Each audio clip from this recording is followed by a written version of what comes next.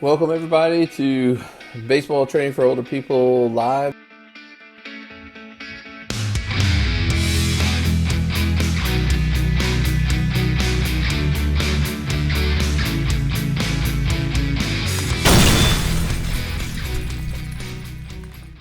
But I'm really excited about this show tonight. I have one of my favorite interviews that I've done in the past is with Stann Tate, who is coming back to talk to us today, and it's for a very specific reason because the Negro Leagues Baseball Museum Summer Classic tournament, the inaugural year, which was this year, has come to a completion, basically, and I was fortunate enough to be able to participate in that tournament with the Des Moines Grays, which, by the way, we won the championship. So, really excited about that. But this is a really fascinating tournament, and had such a great experience. I wanted to bring him back on to talk about, he since he was the director of this event, what it was like for him to put this on. Was he satisfied with it? And maybe maybe we can get him to tell us a little bit what the future holds with this event in Kansas City. I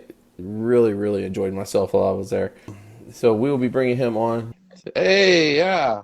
I was so hoping you would be wearing it, man, I'm tonight. telling you, man, I got this shirt. It is 100% high quality, soft cotton. I put it on, and I felt Yeah. like it was meant for me. It even lifted my old man baggy chest. Hey man, it's super nice shirt, right? I mean, Oh my I God, I don't think, love it.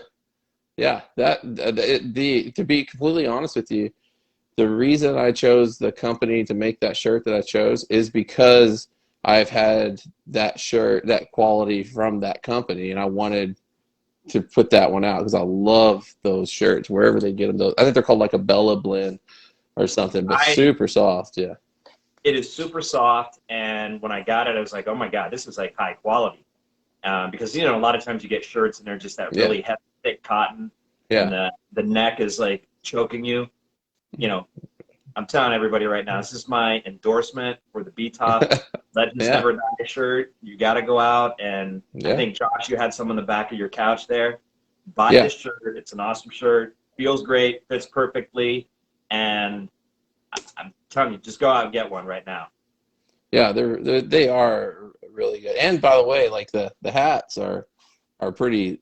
I mean, I've never had a flex fit before until I got it. And I wear this That's a thing sweet lid. everywhere. So yeah, That's a they're sweet lid. yeah. I'm going to try to. I think I'm going to try to put what's on your shirt on a hat. It would be pretty cool. So, I like it. anyways, yeah. Well, man, how have you been? You know what? I've been good over the past couple of weeks. Just kind of winding down and actually Hmm. finishing up, wrapping up this event, and I'm really starting to work on 2022 already. We can Hmm. get into that later in the show, but we're starting to plan for 2022 because we had such a great response from everybody that was here, and then people that weren't even here wanted to inquire Hmm. about how could they get in the event for 2022. And Hmm. before we go any further, I know you talked about your team won the championship, Yeah. right? Yeah. But you're too humble. You guys right now, Josh Nichols is the inaugural Josh Gibson Award winner, the tournament's best hitter, most feared hitter. Okay, I'm going to give you the slash line because Josh is probably too humble. He had 12 plate appearances, 6 hits, 4 singles, a double, a triple, 11 RBIs, 5 runs scored, 2 walks. His OPS 1375. Yeah. That that's Josh Gibson right there on the screen with me right now. Yeah. And I knew, I told you when you were coming to this tournament, I You said, did. dude, I want to see you mash. And what did you do? 11 RBIs. I think you batted in Yeah. the 5 hole, Yeah. and Yes. you absolutely killed it. And you guys had some great hitters, but Yeah. in the committee's mind, when we looked at run production, runs scored, RBIs, on base percentage, uh, Yeah. you were the cream rose to the top. Put it that way. And Yeah. I'm just happy that you won it. I'm happy that a guy that I got to know just through this platform was one who is really representing the Negro Leagues Baseball Museum Summer Classic. And I know you're too humble to tell everybody what your stats were, but I just had to make sure everybody knew Yeah. what the slash line was. Yeah. Well, I'm not that humble. I brought the thing. I got the thing right here. So Yeah, see, there you go. That's my yeah, man. yeah, yeah. It was so much fun, and let's talk about it a little bit. So first of all, I don't think I saw anybody in my life work as hard as I saw you working out You there. know, I mean, it's a passion, a labor of love, and you know, I love baseball, and I mhm. love making people happy. I think my purpose on this earth and my calling is connect people, make people happy. I run two different baseball teams here in Kansas City, and I'm always wanting to, just have people walk away with a smile. And that was my goal for this whole weekend, was to get to know people, Yeah. make some new friends, make sure people had a good time. And I wanted immediate feedback, and some things didn't go well. And I said, just give me your honest feedback and let me know to make sure I can fix it right away. I don't want people to say, yeah, this guy didn't listen to us, or, I didn't want to hear about it on Sunday. If I can fix it on Hmm. Thursday, let me fix it on Thursday. But I wanted to make sure people most foremost had a good time with their family members. And that was what Yeah. was really fun about it is your mom came with you. I had a lot of Yeah. people come with their wives. People brought their children with them. A couple of people brought their buddies just to come hang out and watch them play baseball. That meant a lot to Hmm. me because I want to make this not just it's baseball in the morning, baseball in the afternoon, baseball at night. I want people to feel like, we're going to watch some baseball. The foundation of the event is baseball, but Hmm. we're also going to get to, spend a little time with each other, spend some time with some new friends, make some new friends, Hmm. create relationships. That was my whole goal, is bringing people Yeah. together.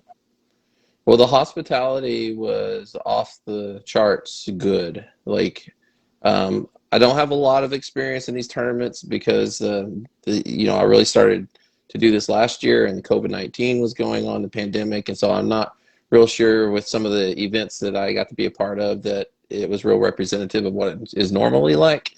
But Yeah. I mean, just for the people listening, you had us on some pretty sweet fields. First of all, we had the museum, the Negro Leagues Baseball Museum, hosted us and our entire families. I mean, any of our guests that came with us, right, got Yeah. this really great meal and just some good fellowship at the museum itself. You guys had the people to come out with the IV bags, Yep. which is funny because I posted a picture of Guy. I don't know if you know Guy from Guy Houston. Koenig and Sean, Yeah, they manage that. I mean, they understand, hey, you got to stay hydrated in the yeah. Midwest heat. But I told Guy, I said because whatever I'm sure it was some kind of electrolytes or something they had put in the bag that it turned it yellow. I told him, it's like, I didn't know if it was an IV bag or a catheter. So the old guys out there, but but yeah, I mean, there was that, and then one of the cool, I mean, most interesting things I think that happened was which I felt terrible for you, the rain that hit. So supposedly Kansas City hadn't had any rain for quite a while, and then the very first day, we got the Grays got one inning. Grays and Royals got one inning on Satchel Paige Memorial Stadium, which I'm super grateful we got that one inning, so I can at least say I played in that stadium. And but then, man, it rained and it rained and it rained and it rained. But guess what? We were playing the next day. I was like, Yeah. I Here's the was, thing. We had not had rain here for probably 5 or 6 weeks. And even if we had rain, it was maybe a sprinkle here or there. And I booked this event to be in the middle of August because it never rains in August, right? It never rains you live in Oklahoma, it you're never right. rains in the Midwest in August. And what's it do? We had record numbers of inches of rainfall. I think we had 7 inches overnight. So unfortunately, that washed away your game against the Royals at Satchel Paige Memorial Stadium.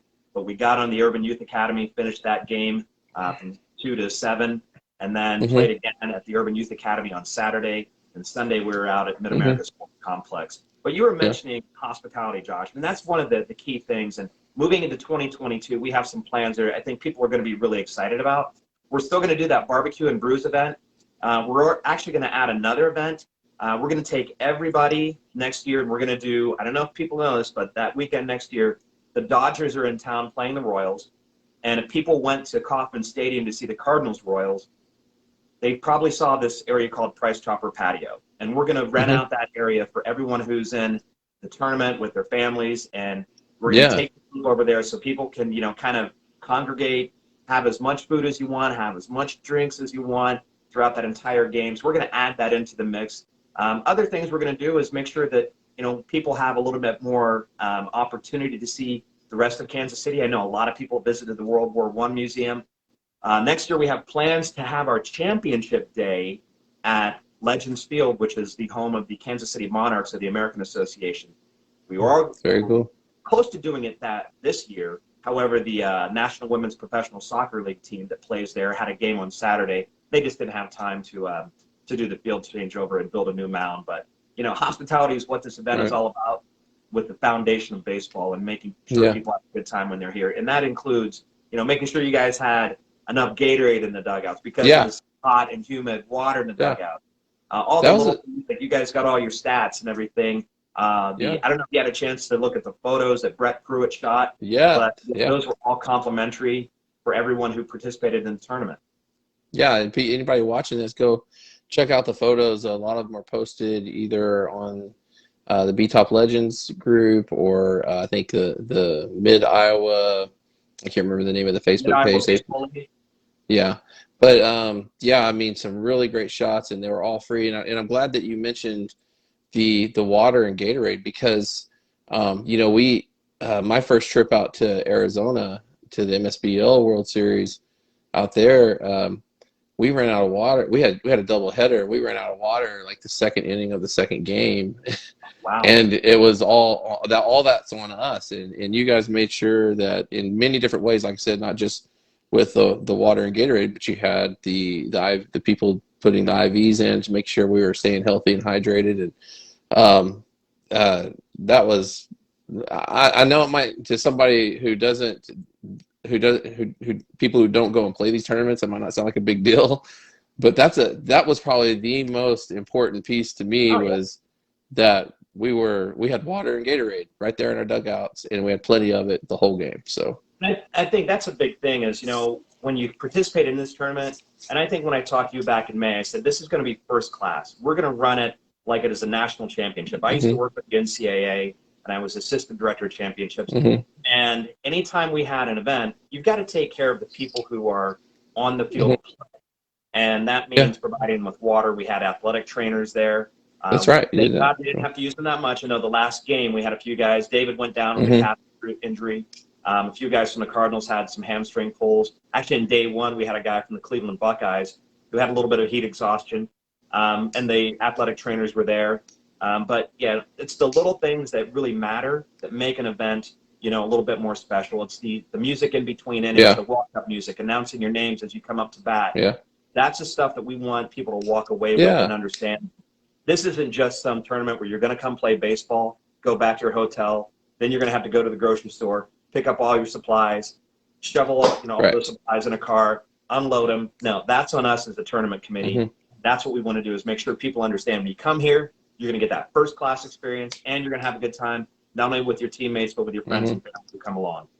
Yeah, I believe what you told me was you said, Josh, if you come out, we'll give you the VIP treatment, and you did not fall short of that promise. So it was definitely a really good hospitality, and and thank you very much for that. I appreciate that. It makes, I mean, I definitely want to do it again. You know, I came back with a little bit of I came back with a little bit of knee injury. Actually, I got wrapped in ice right now because I've kind of irritated it here in league play. But yeah, it was a lot of fun. I look forward to what next year holds. You did mention some things about things that you're doing next year, like in terms of hospitality. Any changes that you're going to make to the tournament itself? Well, the tournament itself, I think what we're going to look at is, again, we've got a lot of teams interested. I talked to Bruce Tomey today, and he said Eric Berg, who was on your show just last week, and I love that show, by the way. It was one of my favorite shows. Eric wants to bring a team from St. Paul, Minnesota, to play as the St. Paul Gophers, which were a Negro League team. I spoke with another guy, Joe Whitcraft, who's from Houston. and he wants to bring the Houston Eagles team. They are also a Negro Leagues team. They used to be the Newark Eagles. Effa Manley, Baseball Hall of Famer, she sold it to a group, the Eagles, to a group, and they moved to Houston, Texas, and they played there just for a few years. So he's putting together a team from Houston, and then there's a guy I spoke with from Omaha, and he wants to bring a team in. And, hopefully we'll have the Cleveland teams back, the St. Louis teams, and obviously the Grays here to defend their championship. But, yeah, that's where we're thinking it may go up to 8 to 10 teams. We do that. We're going to probably look at starting the tournament a day earlier and still playing at Satchel Paige. I've got a meeting set up with people from Satchel Paige Memorial Stadium. It's the Boys and Girls Club of Greater Kansas City that manage that facility. And they were ecstatic about it, Josh. They said, you know what, we'll do these tournaments with guys like this who are just really good people. The two guys who were taking care of the field, they run the RBI program for the Boys and Girls Club, and they manage the field. They said, we've had more guys come up to us and just say, oh, my God, this place should be in a movie. The quality of the stadium, the dirt, the turf, just the look and feel of it, made so many people just get chills up and down their spine. The Urban Youth Academy said the same thing, talked about the quality of people that we had coming in for this event. I think when some people think of guys playing baseball at our age, they think, oh, these guys are just here to drink beer and go crazy. That's not it at all. We've got some very gentlemanly, professional people here who want to have a good time playing baseball and bring their families with them. Some of the other things we're going to look at, again, maybe playing our championship game out at Legends Field, which is home of the Kansas City Monarchs, which I think people will love. It is a 7,000-seat stadium, and it has a really beautiful layout of the field. I think center field is about 410, so you'll probably hit it about 450, and it'll still be flying. Down right field line is about 315, and then they've got a left field line that goes around 340, and then in the power alley and left, it's about 385. So it's a really big field and plays well. But it's also in a really cool area called the Legends, and they've got all sorts of shops and restaurants and everything. So I think that'll be a lot of fun. The tournament itself with rules, we're going to have to take a look at some things to make sure that we can have everybody on the same level playing field. I know some people felt like, we weren't prepared. When I say we, teams weren't prepared for the quality of pitching. So we're going to make sure that people come in with probably 12, probably a minimum of 13 or 14 guys on their roster. I think when you have this type of heat in August, you definitely need a lot of people on the bench. And I think the Grays had that. They had 21 on their roster, and they were prepared for it. And you got to bring a lot of pitching. I mean, pitching is key in any tournament. Yeah. And then it becomes a game of attrition to make sure nobody's injured by the end of the week. Yeah, catching too. Yeah, pitching and catching is paramount. Yeah, and they seem to be the hardest people to find, right? Yeah. To do. So, and that's pretty universal, I think. One of the other things we're going to take a look at is, the pass ball. I know by Sunday, I think you guys in the Cardinals are saying, you know what, let's not move on pass balls. Our catchers are worn out because you guys had played an earlier game that day. So we'll take a look at that. But the thing about the tournament is, Josh, is we'll listen to all the skippers. If you're in this tournament, it's not my tournament. It's not Andrew Kreiling's tournament, my partner. It is skippers in the players tournament. We want to make it right for you guys, and that's where we're always going to listen to everything you have to say, any sort of input, feedback, suggestion. We're definitely going to listen and make changes probably. The Kansas City Urban Youth Academy, that's the first time I've ever played on a turf field. And you were telling me that, and you said it was kind of unique.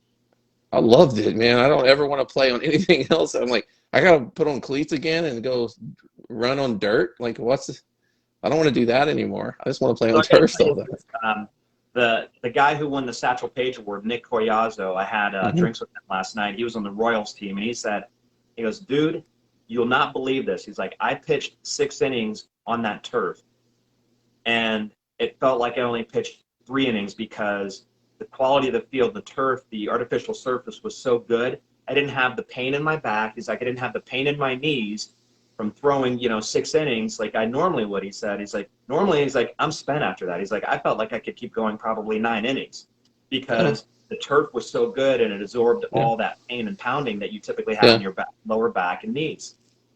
Yeah, and I'll give you a perspective on that too. I've never in my life been accused of being fast. You got a And triple. well, yeah, and I had that on video and I posted it, and one of the guys from the Grays wrote, "That boy can fly," and that has never. Not only have I much, not only have I not been accused of being fast, but being accused of flying, really, I mean, but a lot of it's that I mean, it's like a little trampoline in a way, like it's so much easier to run on, and now the ball gets there faster too, but you don't have to worry about hops, and I mean, the ball does what it's supposed to do, Yeah, and so I love it, absolutely I love heard it. So we got 3 games on it. So. a lot of people were talking about the clean hops that they got. Obviously, you don't have, dirt or, small pebbles or rocks like that. But Right. you're the first person I heard you talk about when you mentioned it just feels like you're springing off the Yeah. surface as opposed to sinking into dirt, slowing you down a little bit. I mean, I'm not saying that, you're running in sand, but here it's like you're running, on an Olympic surface. It's so good. I mean, it's that springy. So that's good to hear. I'll let the people from Yeah. the Urban Academy know And that. and maybe that's what it felt like. Maybe it's just because it was my knees felt better. Kind of like Nick was saying, like it was easier on the joints, so you could do a lot more, Yeah. when your joints aren't hurting. So, but yeah, that was the kind of that was kind of almost like a blessing in disguise in a way because we got 3 games on that field, and from what I understand, I think maybe you told me or someone told me that adults aren't allowed to play on those fields, so we're the first Yep. adults to play. You were the first adults to play at Satchel Paige, right? Because that's Oh, really? usually Okay. a youth field as well, and the first adults to play at the Urban Youth Academy. And the gentleman who runs that for the Royals, his name's Darwin Penny, and he was just so gracious to us and helped us out with that rain situation we had and moving the Hmm. games. So we flipped that and let you guys play on Friday, and then coming back there again on Saturday. Um, Hmm. and just a great facility. And I can't say enough about the Urban Youth Academy and what they do, not only for youth baseball, but allowing us to come there and play this event. It was Yeah. really special. Yeah. Very gracious, very generous, very kind of them to do that. And of course, it made for even better experience, I think, in a lot of ways. So, Oh yeah, I believe those fields are I beautiful. it was a blessing in disguise that it rained, and Yeah. it sounds weird, but I Yeah. think having that Friday to Right. let people recover also because we had just jelly-like humidity. I'm telling you, Hmm. you guys probably got the worst of it by the 4 o'clock game when you started because Right. that first inning was just miserable. Well, man, it's always so great having you on here. Can you plug a few things like tell us when the next when you got it scheduled for next year, how people can find it, and then just a little bit about the museum, if you don't mind. Okay, so next year we're looking at August 10th through 14th for the NLBM Summer Classic. You can find us on Facebook by searching NLBM Summer Classic, and you'll see us right there. We'll have updates there quite often. You can visit us on the web by visiting nlbmclassic.com, and that'll have information about team registration. We're probably going to have team registration open sometime in November, December, and the first initial deposit will be due probably late January, and then we'll ask that people wrap up and pay their final payment probably sometime in March again next year. We're Hmm. going to add a lot more things to it. We're going to add again the hospitality event at the Kansas City Royals and taking on the Dodgers. We're going to do that Price Chopper patio. We're still going to do the barbecue and brews event at the Negro Leagues Baseball Museum, which everybody knows is an awesome, awesome place to visit. You can learn more about the Negro Leagues Baseball Museum by visiting nlbm.com. And you can also follow them on Twitter as well as Hmm. Instagram, Facebook, and they've got a great series out called Negro Leagues 101, which started in late June and it goes all the way through early October. And it's one of those Hmm. daily things where you can learn 101 facts about the Negro Leagues from current major leaguers, past major leaguers, and a lot of people who have influenced the game over the years. Yes, and if you're in Kansas City, please go check out the museum. I think the Tulsa.